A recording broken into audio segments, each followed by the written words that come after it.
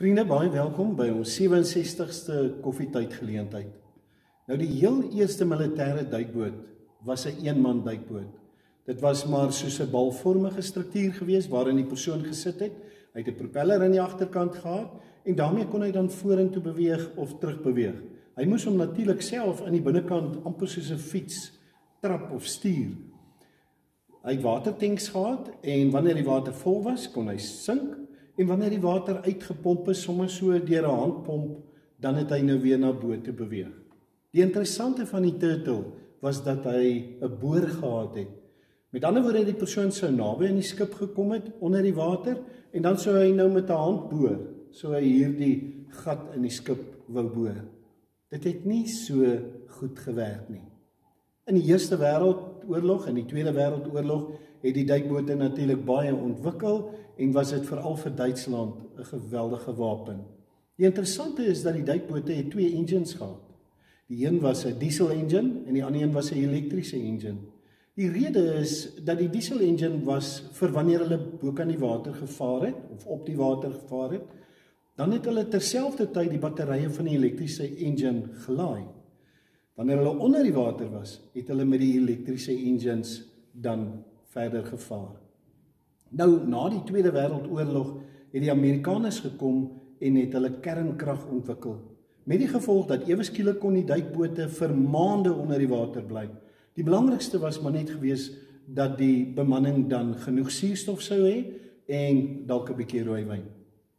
Nou, 2 interessante goed of 2 baie belangrike dinge van die duikboot is fantasties. En die een is dat hy 'n periskoop gehad het. Dis 'n instrument waarmee hy so buite die water kan kyk terwyl hy onder die water is. En dan kan hy sien waar lê die vyandige skepe.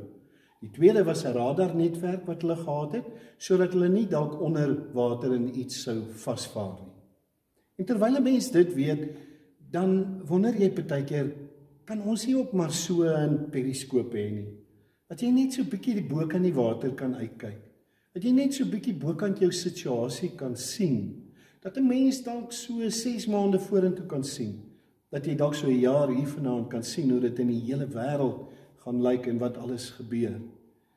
In Openbaring 1 vers 17 en 18 lees ek hoe dat Johannes 'n gesig sien van die Here Jesus. En dan val hy voor hom neer en hy's bang en dan kom die Here na hom toe en dan vat hy aan hom en hy sê moenie bang wees nie, want dit is ek, die een wat dood was en die een wat nou lewe. Ek wil dit graag vir jou lees, want dit is een van die mooiste gedeeltes in die Bybel. Toe ek hom sien, sê Johannes, het ek by sy voete neergeval en bly lê soos een wat dood is. Hy het toe met sy regterhand aan my gevat en vir my gesê, moenie bang wees nie, dit is ek, die eerste en die laaste, die lewende. Ek was dood en kyk, ek lewe tot in alle ewigheid en ek het die sleutels van die dood en die doderyk. Daardie woorde, moenie bang wees nie, dit is ek. En daarmee wil Jesus sê, dis ek wat die eerste en die laaste is. Dis ek wat die begin is en wat die einde is. Dis ek wat op Maandag daar is en wat Sondag nog steeds daar is. Dis ek wat die agterlinies dek, maar wat ook daar waar jy nog moet kom, wat alreeds daar is. En daai woorde wat hy sê, moenie bang wees nie, is so fantasties. En 'n persoon met die naam van Ronald Patterson het die volgende gesê, hy sê, by the power of God in Jesus Christ, nothing that is lost will not be found. Nothing that is closed will not be opened. Nothing that ends will be without a new beginning. En as ek so luister na sy woorde, dan besef ek, maar ons het so 'n periskoop. En dis ons geloof. En deur ons geloof kyk ons verder die kennis en die vertroue van die Here. En dan sien ons hom in sy oorwinning. En dan sien ons en ons hoor hoe dat hy sê, moenie bang wees nie.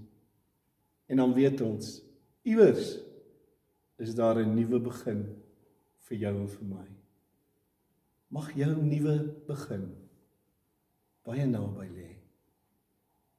Groete.